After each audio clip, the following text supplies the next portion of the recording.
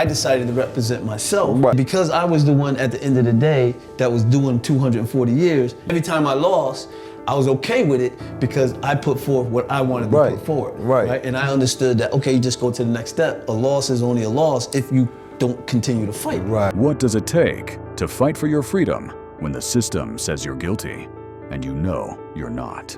Prison allowed me to kind of get focused on that exploration of who I was as a person.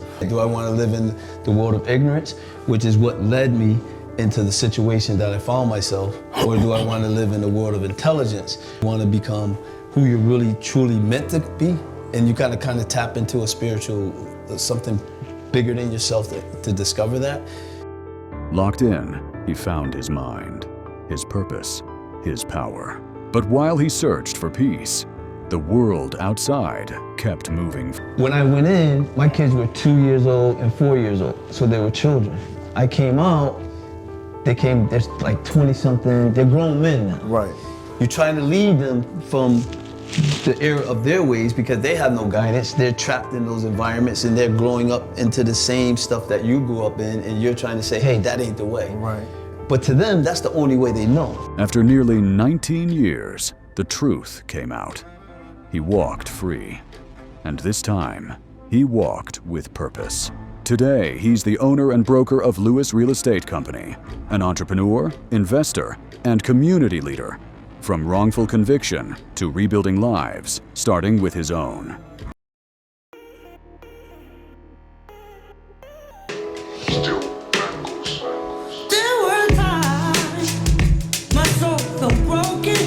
Thank you for tuning in to another episode of Locked Up and Locked Out, the podcast. This is your host, Adam Carmen, and my special distinct guest is Mr. Scott Lewis once again. We got some unfinished business, my brother. Let's get to it. So let's just dive in. First of all, give them a little background of your story and who you are. Scott Lewis, you know. The many hats that you wear. Yeah, you know, in context of what we're doing right now, you know, served a little time with you. Yes. That's how we met, came across each other. Did about, I think 19 years, somewhere around there. Crime I didn't commit. Had to go through some very challenging situations to kind of be where we are today. Right. And the purpose of this, you know, this venture that we're on is to try to educate people about the system, how things work, and just, you know, tell our stories and how we were able to persevere and get through that. Yes. You know. So,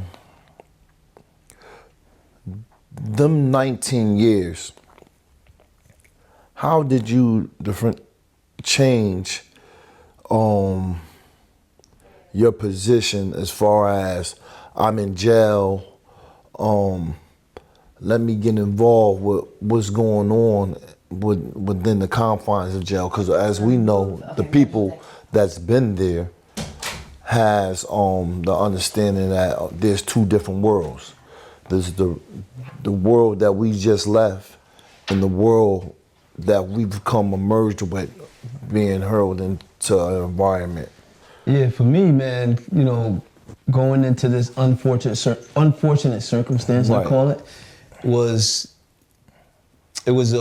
something that awoke something inside of me that kind of made me really identify who I was as a person. Right. So I took the prison experience as one that forced me to kind of look deep within myself and determine who I really was as a person. And in doing that, you know, I came across a lot of information because you're studying and you're things like this, and kind of to what you're saying, I came across a quote by Marcus Garvey. He talked about in the universe there's two different worlds, the world of ignorance and the world of intelligence. Those that live in the world of ignorance bear the burden of those that live in the world of intelligence. And at that point, it came to a point, so which world do I want to live in? Right. Do I want to live in the world of ignorance, which is what led me into the situation that I found myself, or do I want to live in the world of intelligence, where you can be a productive citizen and edify people that you're around? So I obviously, the prison experience caused me to kind of take a deep look at that because it was like either you spend your life in prison and you don't come home, right, and you want to live that kind of lifestyle, or you want to become who you're really truly meant to be, and you kind of tap into a spiritual, something bigger than yourself to discover that. So prison allowed me to kind of get focused on that exploration of who I was as a person. To your point, many times there's stigmas placed on us, even after you become a number, by guards, wardens, and then the people that we're locked in with. Right. Because you can find anything you want to. Oh yeah, no question. You can about be it. anything you want to be. Yeah. There. How, like, mentally, because it's like boot camp. You know, the strong survive and the weak perish. Perish, right? Yeah. So that balancing act, to whereas you be firm and allow people to understand, like, I'm not to be played with. Right. I'm here, but I'm not in your way. Don't get in my way. Right. And this is the things that I'm going to surround myself with, which in our case is books. Right. Yeah. For me, my approach was different, man, because even though I knew I was going into prison, I knew that wasn't who I was. Right. Right. And how I had to safeguard myself from all the perceptions that I heard about in prison, because this was like not the first time experience, but this was an experience that was much deeper. Right. You know, I was much more at stake. Well, yeah, because sentenced to 240 years in prison for something you ain't do. Right.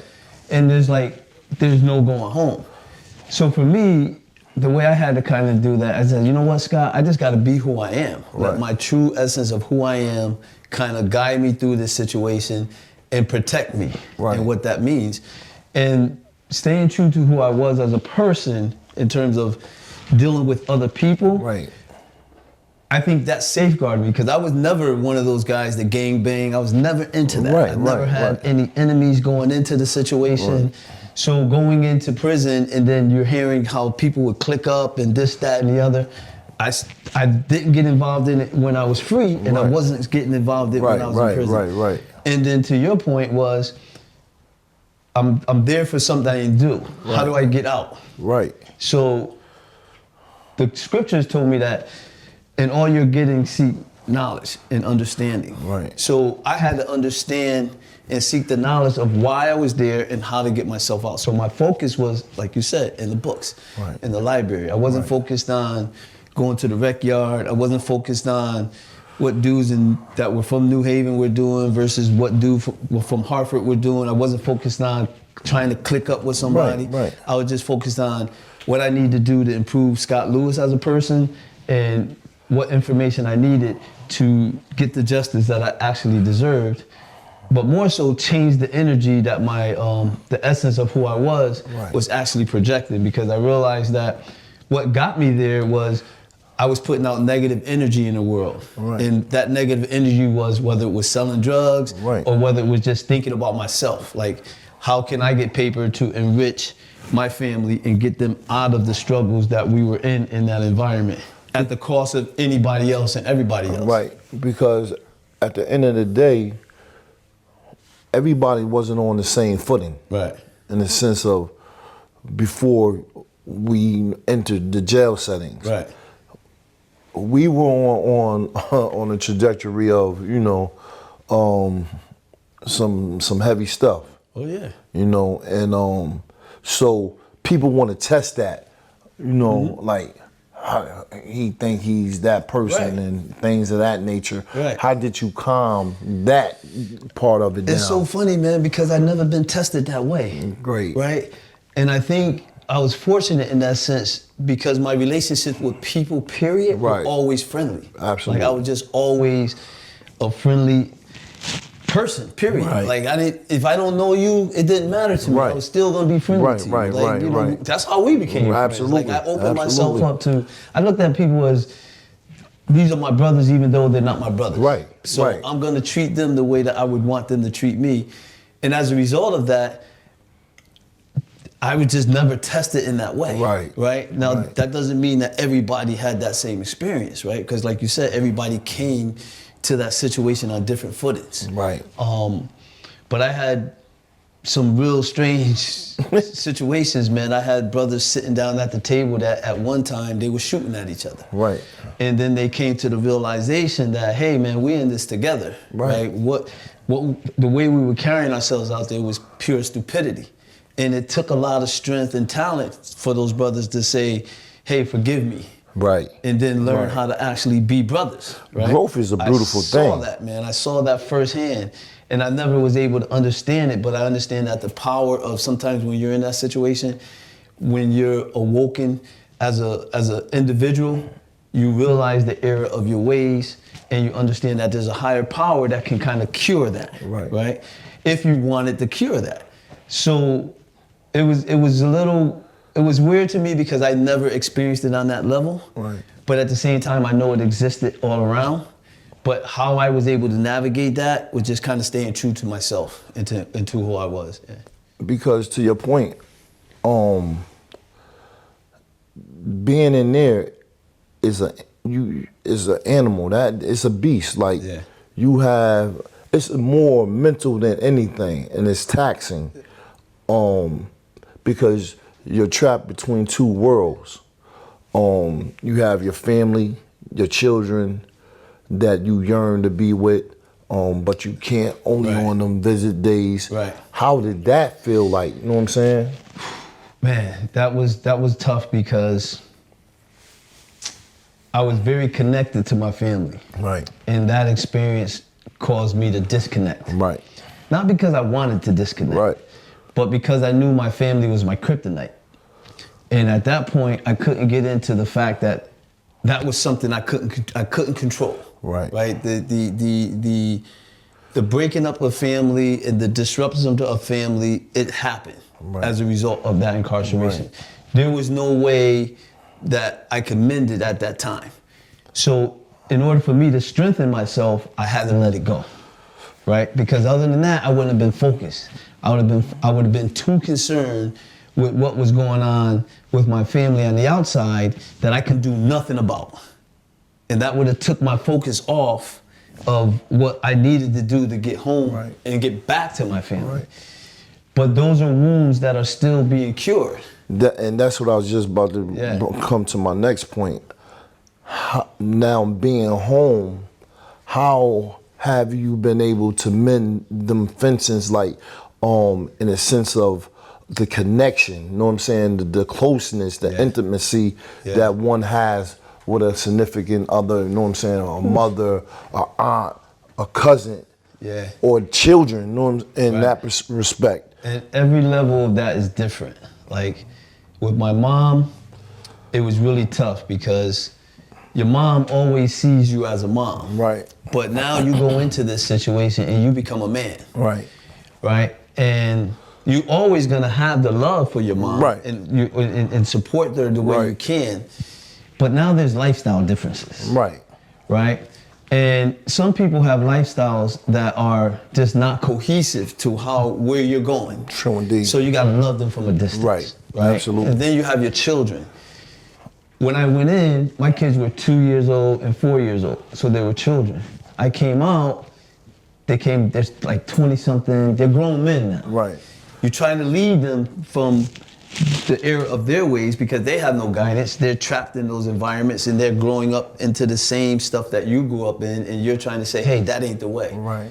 But to them, that's the only way they know. That's how they've been living from the age of 10 up into the age of 25. Now you come home as a father and you're trying to change everything that's all they know. Right. So now it takes a level of patience. Right. And the question is, man, do I got patience to pull up with tolerance? Right. Not tolerance from a little kid, tolerance from a grown man. Person. Right. Right. So it's like, you got to detach yourself because now you have a choice. Do I let them bring me back into their world, or be patient enough for them to kind of wake up and become wiser and then come into up to my world? So like, cause being behind that wall, you've developed a certain set skill, a certain tolerance. Right. That because there's a lot of mental games that's played. Yeah. Behind that wall. Right. And you warp into a different being. No tolerance. You know what I'm saying? Right. Like zero tolerance for nonsense. Right. So when we come home and we're dealing with family members and the level of manipulation, you know what I'm saying, playing on heartstrings and things of that nature, and you see these games, you know what I'm saying, starting to happen. And for them, they haven't changed because this is the pattern. So they know. That exactly. Right. But us, on the other hand, we're coming from an environment to whereas we have to be mentally acute and understand what's happening in real time, because you can fall victim to some real stuff. Yeah. Or be dragged in to some real stuff to whereas you don't make it home at all. You don't make it home, or you make it home and you let everybody else's problem become yours. Right. And while you're trying to put your life back together. Right. At the same time. So that's not gonna work. Right. You know what I'm saying? Like, and that's why I believe we find and we see so many of our comrades, you know what I'm saying, in peril when they come home. Yeah. Because they didn't have the time or the set skill to set aside, listen, your issues is with you. I gotta protect me. I gotta build me up before I can reach out for you. You know what I'm saying? So it's a me versus you type thing. So I have to choose me. Yeah, and they don't understand that. And I think what happens, man, is because we went through what we went through, and obviously we didn't go through it alone. Right. Our family was there. Absolutely. But I think what happens is sometimes our family members, they try to guilt trip us. Right. Like, I was there for you through all this stuff, this, that, and the other. Now you home, you come to you want to act funny. It's not that I'm acting funny. It's not that I'm forgetting about you. And I appreciate you being there. Right. But I'm just somewhere else right now. And I'm trying to bring you where I am instead of letting you bring me to where I am. Because I think where I am is at a different intellectual, spiritual, and a different mindset, a different plane of life. Where you are, you still stuck down here. You trying to bring me back here through your guilt, trying to guilt trip me. That's not gonna work. Now I'm gonna distance myself from you all the way. Yeah. Because you're trying to, play games like I'm a child. Yeah. And many times, and that's why I believe we have to have some type of level of mental health dealing with acclimating ourselves into society. You know what I'm saying?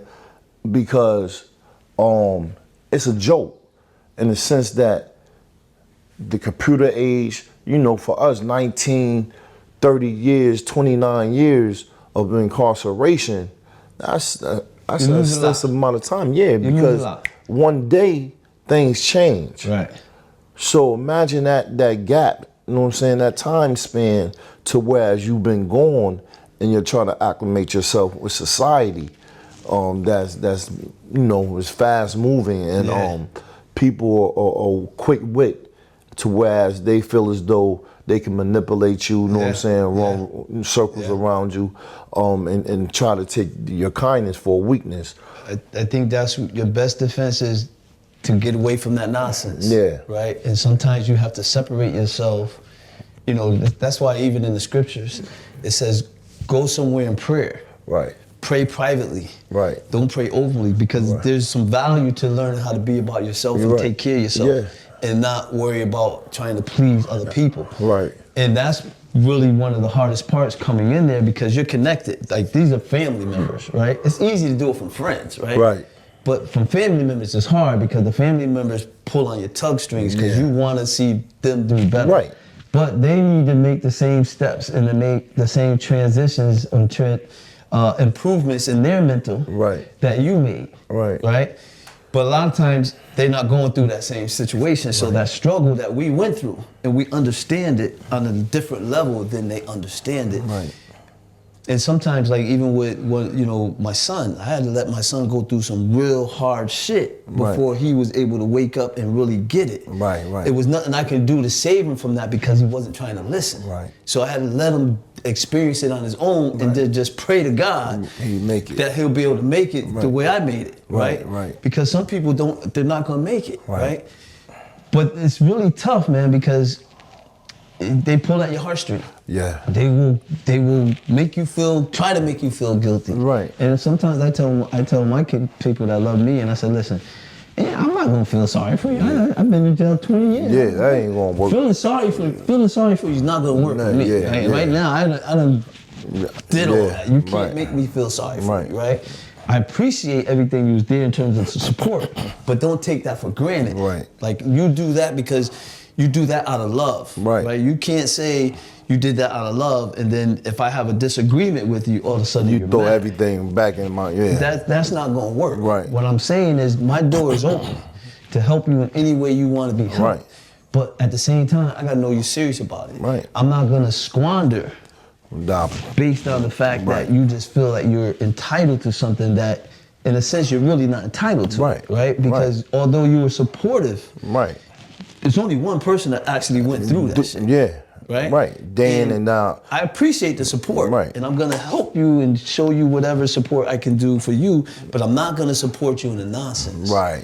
Like if you're doing nonsense, I'm not gonna support you. That's just like me going through all that shit and then getting right back into the game, even though I'm not doing it directly, but I'm doing it through you. I can't go there. And they're gonna get mad because that's all they know. But you just gotta, like you said, man, how can you help somebody else without helping yourself? You owe it to yourself first. Mentally, spiritually, intellectually, on any level that you can think of. Adam has to take care of Adam. Scott has to take care of Scott. And by doing such, I believe we enrich not only our lives, but the whole community abroad, because we've come out more healthier. We have a greater understanding and importance and footing in our life, and what that encompass for whoever whatever it may encompass for you. You know what I'm saying? We have two different, perspectives, but the same goals. No question, the goals are definitely. But the question is to us, and what we're passionate about is how do we get people to kind of follow our lead and not make the same mistakes that we made, so they don't have to go through the shit that we went through.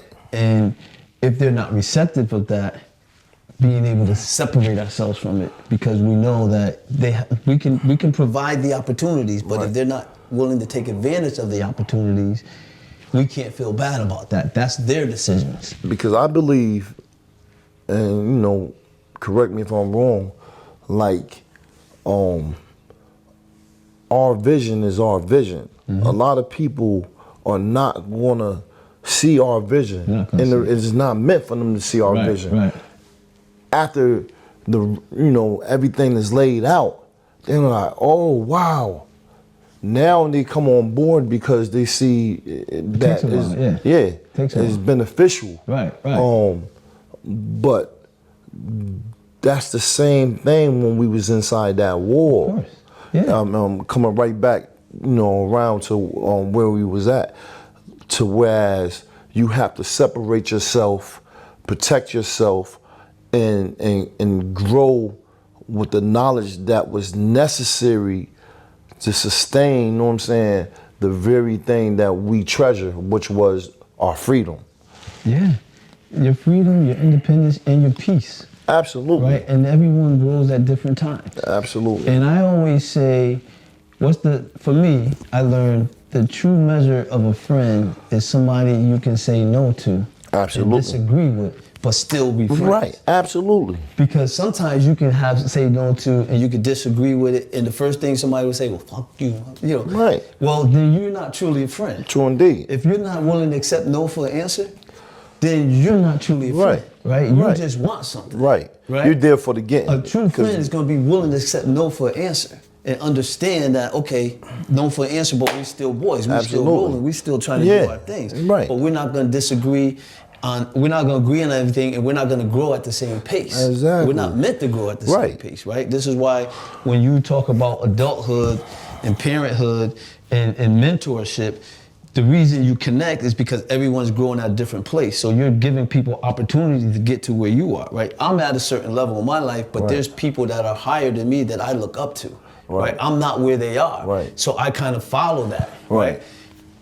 And it's okay. That's just the way it's supposed to be. It's never. Everyone is not ever going to be on the same page at all times, right? Absolutely. And understanding that and having respectful and honest disagreements should not affect your friendships. It should strengthen it, if anything, because you might have a certain set skill, you know what I'm saying, that I haven't acquired as of yet. Right. So your perspective is wanted and needed, right? Because now we call it critical thinking, to whereas I'm thinking outside the box, right? To whereas oh wow, I never looked at it in that perspective, oh wow, okay, or I just can't get on board with that right now. Right. That's not to say I'm not going to get there. I'm not going to arrive there. Right. It's just like dealing with the law. You know what I mean? I'm not there yet, but I'm going to get there. Right. Exactly. Because the determination, you know, my will, my drive. Right. So, how did, or if you ever came across any attorneys that were critical or helped you derive? I get you, man. I get where you're going. I pissed off a lot of attorneys. Attorneys, if you talk to one attorney, you ain't doing your job if you ain't piss them off. Though. If you talk to one attorney a day and that attorney talks to another attorney, they would tell you not to mess with Scott Lewis. He's an asshole. He thinks he knows everything, right? Right. And it's not that I was an asshole thinking I know everything. It's just that we weren't on the same page. We weren't going in the same direction, right? So I had developed a bad reputation amongst public defenders, because I decided to represent myself, because I felt at that particular time they were not taking me where I wanted to go. Right. So my determination and who I was based on me getting my freedom. Their determination based on who I was is, how can we help this kid? But they were trying to help me, but they weren't trying to help me in the direction that I felt I needed to go. They were trying to help me in the direction that they wanted to drag me in. I wasn't willing to go that way. And because I was the one at the end of the day that was doing 240 years, and you weren't the one doing it, you ain't my going to tell me that, it's your decision. I don't give a fuck how much experience you had, because at the end of the day, when I woke up every day, I had to feel good about I got to live doing. with, I couldn't be in doubt based on what you were doing. And if you couldn't convince me 100% that you were right, I was willing to take the risk that I could be wrong, but because that gave me peace of mind that I was in control and I was driving it and doing it the way I was doing it. And every time I lost, I was okay with it because I put forth what I wanted to put forward. And I understood that, okay, you just go to the next step. A loss is only a loss if you don't continue to fight. Right. Because this is a big picture. This is not a one moment kind of thing, right? So I pissed off a lot of lawyers, man, all day long, but I had to do it, because if I didn't, I wouldn't be here. Now, full circle to your other part of your question. Now they got back on board once they said, oh shit, he pulled it off. Now they want to act like they played a big part in it. Like, oh yeah, we were what? No, you didn't play a big part in it. You actually opposed my very attempts. You made it more difficult. But I'm okay with letting you on board now. Because I do believe justify in the justice system. But now I just taught you something that you said couldn't be done, can be done. So now your clients can benefit from it. So now you can also, as an attorney, say, hey, it is possible. I know it's possible because Scott Lewis did it. Adam Cameron did it. Malik Jones did it. I know it's possible. And we can say that to these young brothers now, because listen, if you disagree with your lawyer, don't be afraid to take matters into your own hands. Actually, it's your responsibility to take matters into your own hands. You must know. You got to. I mean, knowing is like a sure way to kill yourself off. That's it. You know, You can get behind the wall, play chess, play basketball. You can do anything you want to do behind that wall. Right. But the one thing we felt that we didn't have a minute to waste. Time was of the essence. Right. And what better way to show than when I pull up on your cell door, knock, you know what I'm saying? Yo, you like, yo, what up? So now I peep my head and you got, you know what I'm saying, books all over the place. All over the place. You know what I'm saying? Like, yo, man, what's good, man? Yeah. I got fast at work, man. Mm-hmm. You know what I mean? I got a minute, you know what I'm saying, what's good? We kick it or whatever. But you know and guarantee either you're gonna be in that cell doing your legal work or we're gonna have a law clinic going on to whereas we're bouncing these cases and arguments off of one another. And like, how about the stares, you know what I'm saying, and the many whispers or through the grapevine about your craziness, you know what I'm saying, or how insane you are. Listen, I can remember this one distinct moment. I was in the habeas court, just representing myself, and man, I went in court, man. They beat me down. Like, literally, I represented myself going, carrying my boxes. Court beat me down. Torture. I came back, man. I think I've lost about like 3 pounds. And then all the brothers in the block was like, yo, what happened? Yo, man, rough day, man. And the dude was like, yo, man, you know they saying there's only a fool represents himself for a lawyer. So I looked at the brother and said, only a fool don't speak up for himself. Yeah. I'm speaking up for myself. I'm pissed off. I got beat down in the courtroom today, but that ain't it. Right. This is a battle that is taking forever. This is not like a one day, yeah. So it really said to me at that time that there's a lot of brothers that didn't want to see you win. Right. And a lot of brothers were so stuck on needing help, they weren't willing to fight and go through the battle to get their victory. Unlike you, myself, Malik, and a couple other brothers that we knew, we understood that it was struggle. We understood that, hey, we're gonna fight. This is a daily fight, day to day to day. Absolutely. It was none of you brothers that would say that. It was only the brothers looking on the sideline because they wouldn't do nothing but sitting around wasting a bunch of time, hoping somebody was gonna save them that couldn't understand what we were going through, what that process was, what that actually meant to us, and how we would take the 24 hours in a day that we had, and we spent 19 of it in the legal books. And we might have spent the other 2 or 3 doing other stuff. You know what I mean? But you know, a lot of brothers couldn't understand that. But I do think that through what we set, people understand that if they put the energy into it, they can have the results that we had. Man, like to your point, man, I distinctively remember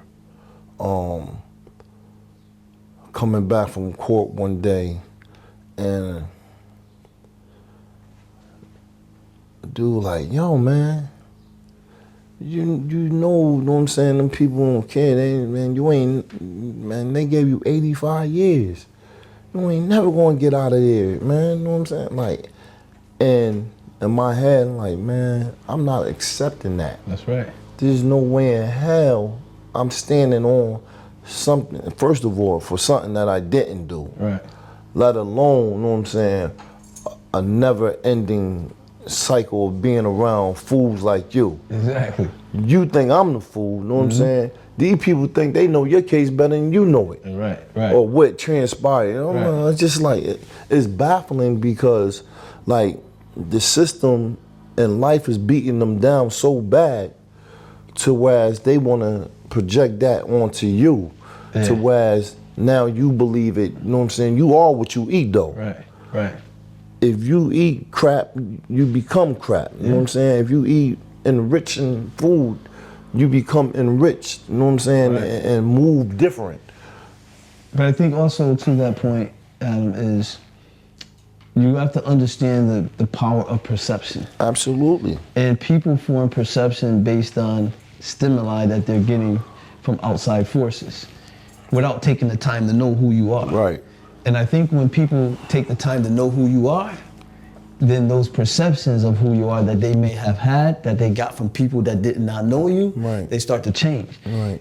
And I say that because my kids, my very kids, they formed a perception of who I was through what they read about in the media. Right. You know, big time, stupid drug dealer, Yeah. idiot, fool, whatever the case that may be. Yeah. But that was their perception that they formed of who their father was. And because I was in prison, I had limited opportunity to unbunk that. Right. But when I came home, and it was like, yeah, I was like, what the fuck y'all talking about? Hey, what we read? I said, man, Right.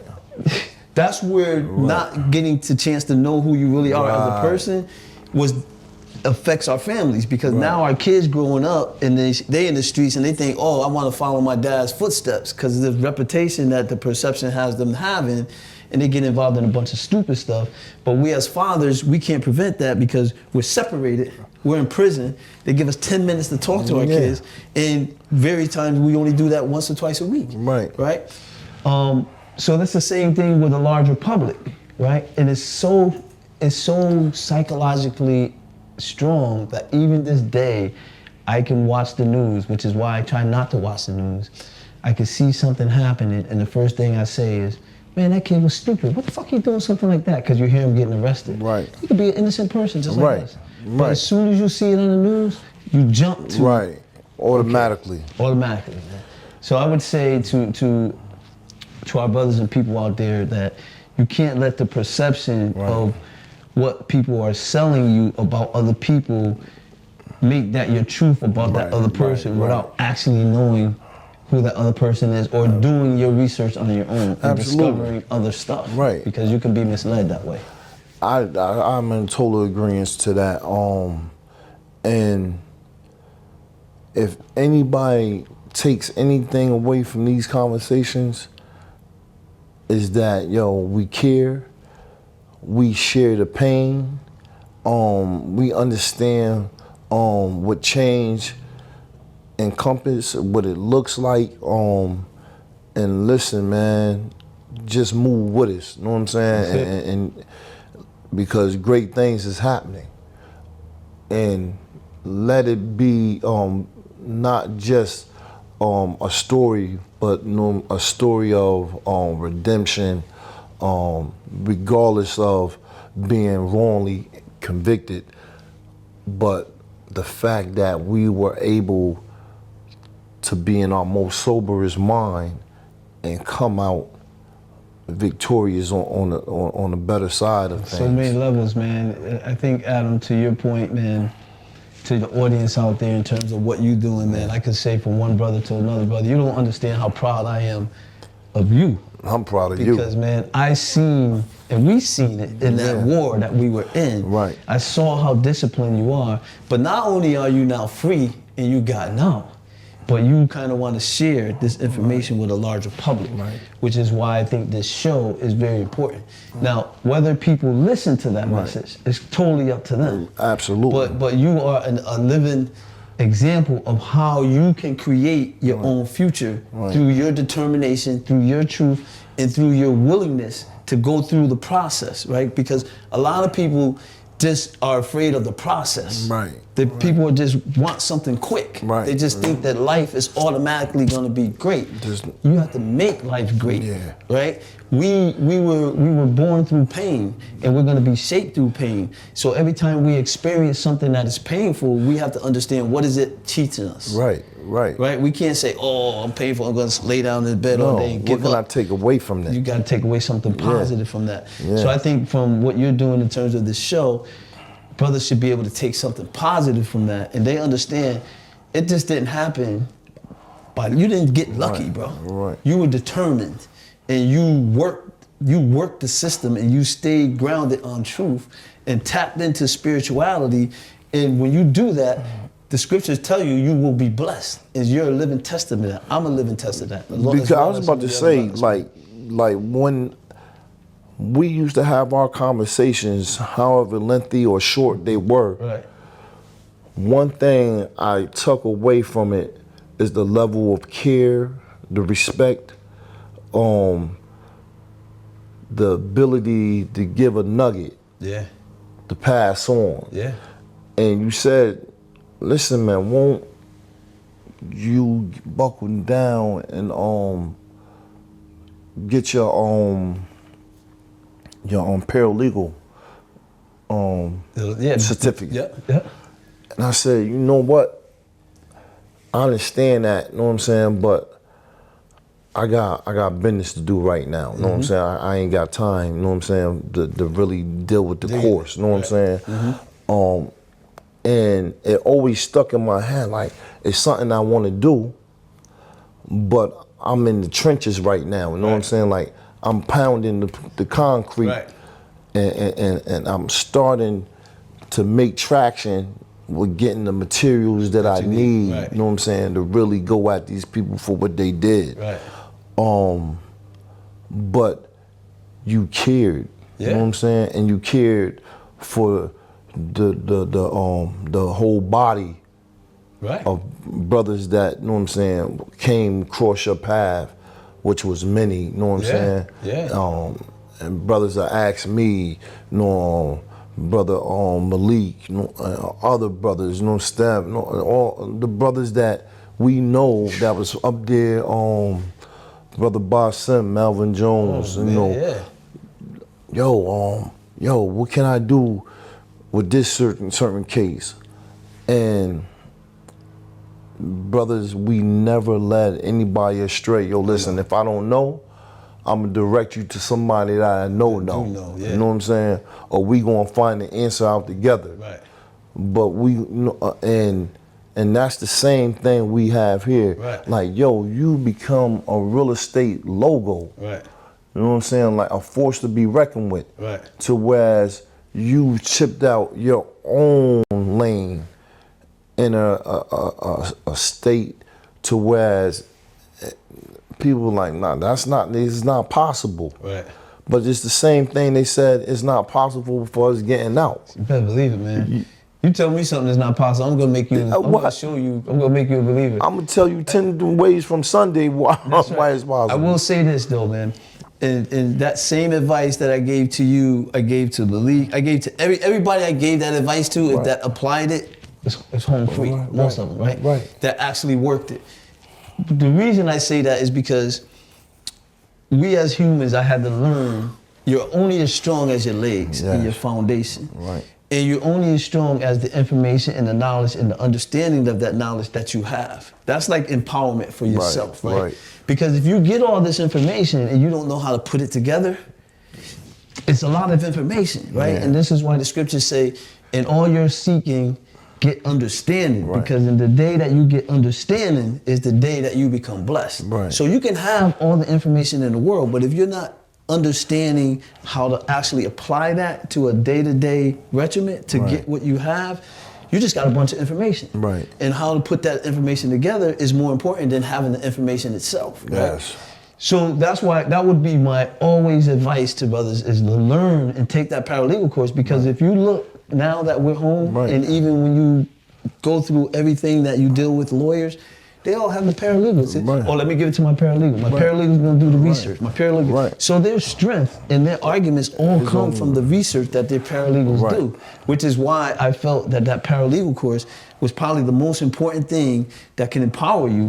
So when you got that information, you understood what you needed to do with it. Because like in the state courts, no one was arguing Brady, no one was arguing destruction of evidence, no one was arguing that. Everybody was doing ineffective assistance of counsel. Because they didn't know any better, because they were just, that's something that they were being told. That's something they were being told. And then most of the lawyers were like, nah, that claim is not gonna go. This claim is not gonna go. So if you didn't know how to do that legal research on your own, if you didn't know how to shepherdize cases, if you didn't know how to line those things up on your own, it's easier for you to be misled.